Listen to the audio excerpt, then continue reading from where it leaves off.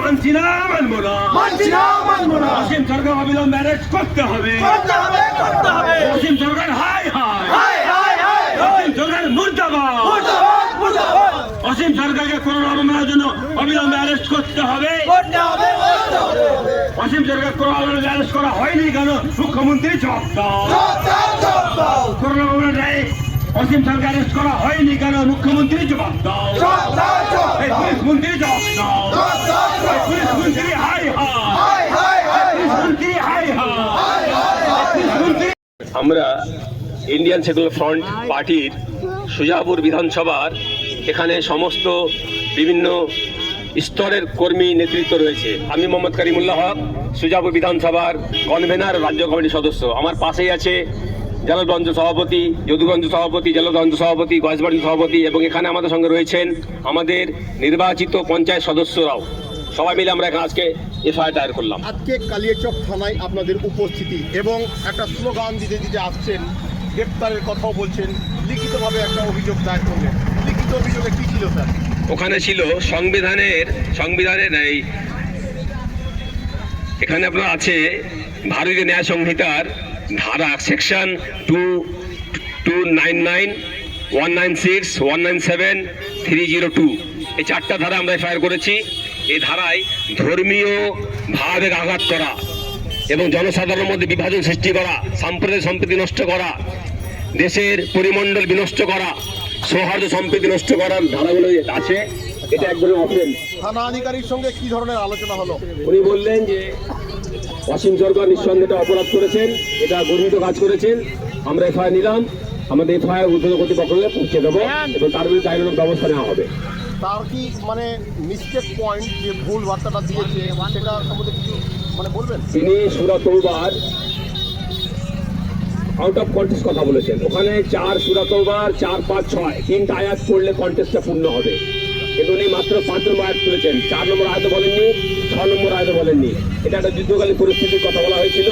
ওই পরিস্থিতি বলা হয়েছে যেখানে বা বদল করো, কিন্তু তারা সন্ধি ভঙ্গ করেছিল। আর পরের আয়াতে বলা আছে যারা ক্ষমা ভুল স্বীকার করে ক্ষমা চায় তাদের ক্ষমা করে দাও এবং তাদেরকে নিরাপদ স্থানে পৌঁছে দাও। এই আয়াতে বলছেন না। তিনি পিছনে আপনি কি দেখছেন?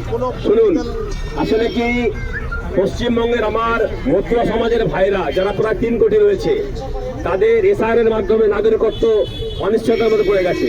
তারা বেনাগরিক হয়ে যাওয়ার সম্ভাবনায় পড়ে গেছে। তার মধ্যে অসীম সরকার নিজে একজন। তার নাগরিকত্ব বাঁচানোর জন্য তিনি মোদী আর অমিত শাহর কাছে ভালো হওয়ার জন্য মুসলিমদের ধর্মগ্রন্থ আঘাত করে মূল ঘুরিয়ে চেষ্টা করছেন।